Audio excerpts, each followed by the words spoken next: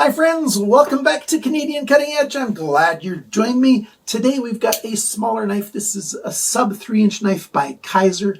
It's called the Infinity. The designer is AZO Design. It's a decent little knife. It's got flaws though, not a lot, but you might want to know about the flaw that there was on this knife. I do fix it partway through the video. I'm recording this, of course, after I've made the rest of the video. It's a decent knife. It comes in 3 main colors. I'm sure that there's special editions out there somewhere, but basically you get this all black micarta, blackened N690. You can get red micarta with, I think it's a satin finish, or is it stonewash? It'll be on the screen there. And then they've got a G10 version where it's two-tone G10, black and white G10. That should be enough ways for most people. I like this little thing. And I think you might too. So stick around. And oh, the price? Yeah, it's a sub $60 knife, just barely.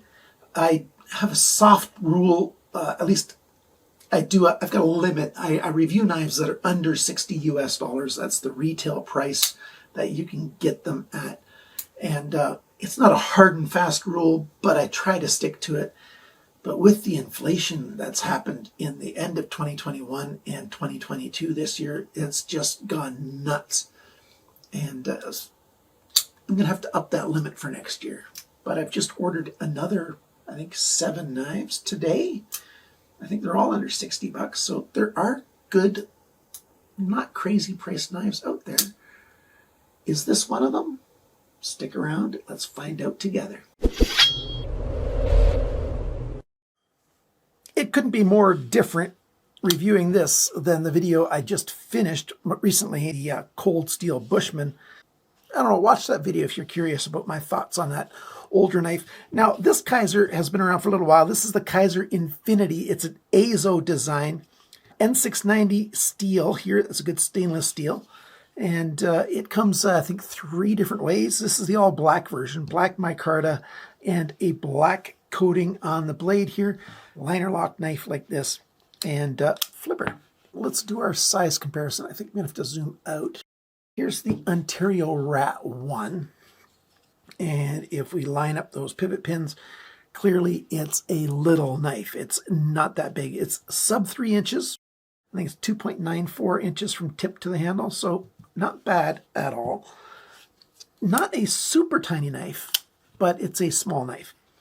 Like I said, we've got this coating in here. It's not really a black wash, although they did, do a little bit of a sort of a stonewash treatment to this black, I think, titanium coating. There's a little bit of wear on there, but not a significant black wash kind of treatment. Mostly it's just sort of like a black coated blade. Huge drop point here, kind of like a spear point style tip. And yeah, it's decent at piercing. We don't have a swedge on this knife. We've just got the main bevel. It's almost a full flat grind. And then a lot of belly here and just a short section here where it seems fairly straight. The plunge from getting to the ricasso to the main bevel takes a little bit of time, and it's not done all that well in terms of the sharpener's choil. It's not quite big enough. The plunge ends there, almost a full 1/8 of an inch over from where it ends. So when you sharpen to the end of the blade here at the heel, you're sharpening uphill. That makes for making a mess on that plunge when you go to sharpen a knife. I really don't like making a mess like that. I could easily make the sharpener's choil bigger, but it's going to, mar up the inside here where this coating is. Of course, I'm going to have to rub that off. I'd like this sharpener's choil to be bigger, or they could have made that plunge, just to be a step plunge instead of to be one of those curved slides that slide down. The sharpening on this knife, it's done okay, pretty much to the industry standard, which really sucks because the industry standard's not that good, but it cuts okay. Slices okay. It's a pretty good piercer as well. You've got a big guard here for your index finger. You got lots of protection. If you do plunge into something and come to an abrupt stop on something, it's unlikely that your hand's going to come up over that edge. So that's pretty good. We've got jimping on the spine and a nice long section for jimping. So you got your thumb up there. It feels grippy, and I like that even if I reach my thumb out as far as I can, some of it's still engaging some of that jimping. So kudos to them on doing the jimping better than a lot of knives do, so that's good. It's a liner lock, like I said. The liners also have that black treatment. The black micarta, the fabric, sort of looks gray because it's got the light colored fabric, and then you've got that black resin in there. This side really looks light in this section here. This side's darkened up because of the oils in my skin. It was more, this lighter color here when I took it out of the box. Grippiness here is pretty good. You can see, it swells up at the back and comes back to a point. Fairly comfortable. I can get a full 4-finger grip. My pinky's not doing an awful lot of work, but it is a 4-finger grip. We don't have a lanyard hole, but we've got the body pin at the very end. You could tie off on there. The only thing is it could, come around. The paracord could interact with the tip of the blade sometimes. It might deteriorate more quickly than you'd like, but you certainly could do that. That's a T6 screw back here. And I don't really like T6 screws, and I don't really like button screws that are sunk in. It doesn't look that good, but these screws seem to have, got the other pliers here, a fair bit of depth. And there's a little bit of play in there. These are high-end screws. These are WIHA screws. And there's a bit more play in there than I would like. So these screws are not great. We've also got a T8 up here. And that's better. It fits snugly. There's no play in this T8 pivot screw. Well, there always has to be a tiny bit so you can get the screw in and out, but not a lot. I don't mind that as a button screw because it's not sunk in. Other screws on this knife, we go back to the pocket clip now, and those are flush T6s, and they've got even more play in them. I would hesitate to take that pocket clip off unless you absolutely have to. If I was taking this knife apart, and I will later on in the video, I'm going to take this screw off, and I'm going to take that screw off. I really don't like taking them off from opposite sides, but it's not a problem to do that. You just have to be a little more dexterous when you put it back together again, so that's okay. A little bit of skeletonizing in this thing. The balance point comes in right there, which isn't bad. I wouldn't mind if it was a tiny bit forward of that, but it's not bad, so that's good. The alignment of the knife when it's closed, let's do it this way. I usually take the still pictures this way. It's a little hard to see on an all-black knife. Pretty close to down the middle. Flipper's got some jimping on the front and the top of it. It's a pretty good thing, and it's easy to get a grip on there and get it to fly out. We've got ball bearings in there, which I'll show you a little bit more. This detent is a little too strong. It holds on and holds on too much and then lets go. So I've got a whole video series on how to fix detent issues. Lock up, there's no blade play side to side, up and down. The lock arm is a little bit later. It's a little more traveled across the tang of the blade than I'd like a brand new knife to be, but it's secure, it's fully engaged, it's safe. To release the lock, we've got a big cutaway here. It's easy to get your thumb in there to disengage the lock. There's no chamfer or anything on there. I wouldn't mind if there was, but with this thin liners, that spring does not have a lot of pressure on it, so it's easy enough to get your thumb in there and disengage that lock. So that's a good thing. We've not talked about the pocket clip quite enough yet. We have to demonstrate how well it works. We've got, a nice flat top to it. It climbs over the edge really well, and you can go to the full depth. It's not totally deep. You can see a little point sticking out there, but yeah, it hides in your pocket fairly well, and it holds on well, and there's room for even a thicker pocket if you want one. So that's okay. It's a pretty good pocket clip. The badging on the knife, it's okay. It's a little bigger than I'd like. I don't really like badging on the bevel, but there's the brand name Kizer. And then over here, where I do like badging, N690, and then the model number. And on this side, we've got Infinity, so the name of the knife, and then AZO for AZO design. If you live in USA, $59. That's the base price for this pretty much everywhere that I looked. White Mountain Knives, you save 10% with coupon code CCE, and that makes it $53.10. That's about $71 Canadian for this knife. If you insist on buying this in Canada, if you're Canadian, because you don't want to have any border issues at all, Blades Canada's got it for 90 bucks. So that's about $19 more than what it costs at White Mountain Knives. So, you know, that usual about between around 30% premium that you have to pay for most knives, and that is true for this knife as well. If you want to shop at Amazon, yeah, 59 bucks, but that's Amazon.com. If you're in the United States, White Mountain Knives is the place to go because you get really cheap shipping, free shipping to Americans, and 10% off. So yeah, there's your deal. And there are no surprises. We have a D-shaped pin here.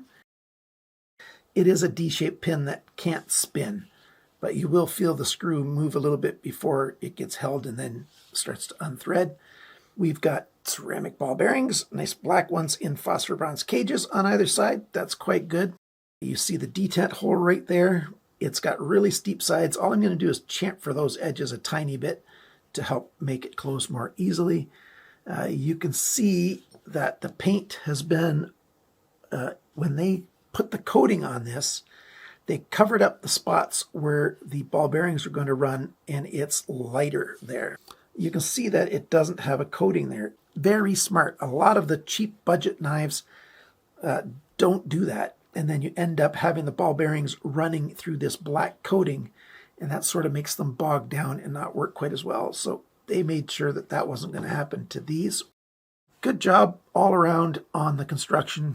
While I have it apart, I'm going to do that tiny bit of a chamfer on there. I'll be right back in just a second. I didn't take a before picture of the chamfer that I put on that detent hole, but it's really nice now. It's still strong enough that it holds the blade in if you do a super hard, even arm and wrist flick, and it doesn't have that tiny hiccup when you go to deploy the blade. So well done. I'm happy with that. No surprises in there. It's decently made. And now let's go over all the sizes and dimensions, starting with the weight. How much does it weigh? 75 grams, 2.65 ounces. Yeah, nice and light. Factory sharpness, 255 best. It's not that sharp anymore because I've done a bunch of testing with it. And yeah, it's done okay. The cutting edge length, 72 millimeters, 2.83 inches. The blade length, so that's the edge of the micarta to the tip of the blade, 74.7 millimeters, 2.94 inches. The thickness of the blade measured on the flat up here, 2.98 millimeters, 0.117 inches. The blade depth, its widest right about here, 24 millimeters, 0.945 of an inch. How thick is it behind the grind? 0.47 millimeters, that's about 18.5 thousandths of an inch. I wouldn't mind this little knife to be even thinner, but that's pretty good. The grind angles, we're going to do averages first. The average grind angle on this side is 24.5 degrees, and on this side it's 15.6 degrees. This side started at 16.7, ended at 14.4, 2.1 degrees of change along the length. This side started at 25.4 degrees and ended at 23.7. That's 1.7 degrees of change. So, you know, it's pretty off kilter. This side's, you know, fairly shallow, and this side's, you know, not shallow enough. It's not the same angle on each side. Not even close. To the handle now, the handle length, 100 millimeters on the nose, 3.94 inches. The grip area, it's about 8.5 centimeters, about 3 1/3 inches. The handle thickness, not counting the pocket clip, just on the micarta, 12.1 millimeters, 0.4767 inch. Very good for this knife. That's in the great range. The handle depth, so the widest point in the grip area, 24.6 millimeters, 0.968 of an inch. When the knife is closed, the widest point is at the flipper, 98.8 millimeters, 1.17 inches. And the total length of this knife is 175 millimeters, 6.89 inches. So pretty close to 7 inches. The proportions are pretty good. I'm happy with it. What do you think of it? The pros and cons. What do I really think of this thing? Pros, it does what it's supposed to do fairly well. It's supposed to be a knife. It's supposed to cut, it's supposed to slice, and sometimes some knives need to be able to pierce as well. It does all those things fairly well. The steel choice, yeah, it's a budget steel. It's a budget knife. It did okay. The comfort in the hand, pretty good. You know, it's a nice 3D milled handle. Nice, everything is, you know, quite comfortable. Action is quite smooth. There's no hiccups in it. There's no scraping or grinding or anything. It's almost drop shutty for a little knife. It's not hard to close the knife. Yeah. Some things that are just okay. They're not really pros, they're not really cons. They're just sort of okay, although I might like them to be a bit different. The badging, I'd like it to be a bit smaller. You know, or the printing, maybe the letters a bit thinner or something. I don't know. And I don't like it on the main bevel. Don't like that. There's no left clip. I'm left-handed, but I'm one of those lefties who's quite ambidextrous, and I don't mind carrying a right-handed knife even in my left pocket. So it just doesn't bother me. I've never had an issue with it because knives that have super weak detents and open easily, I just refuse to carry them. It's even in any pocket. So that's just the way that rolls. And the lockup is just a little bit later than I'd like it to be. It's not a problem. It's just not a preferred thing. The cons, well, the detent needed a tickle. And so I did that. I was literally on that thing with my Dremel for a second, maybe a second and a half, nothing more, because I didn't want to overdo that fix. The next thing is T6 screws. Not so much, especially button screws. Ugh. I can understand it, although I don't accept it for pocket clips because you don't take those on and off very often. But on this knife, you can't get at the body screw unless you take those off. Or you do it the way I did, take the screw off this side, and then, yeah, that's fine. And it was poorly sharpened, but that's a song that this choir sings every single time we perform, right? It's just the way it is. I guess there's the odd time a knife is sharpened okay. Am I happy with this purchase? Yeah, I'm happy with it.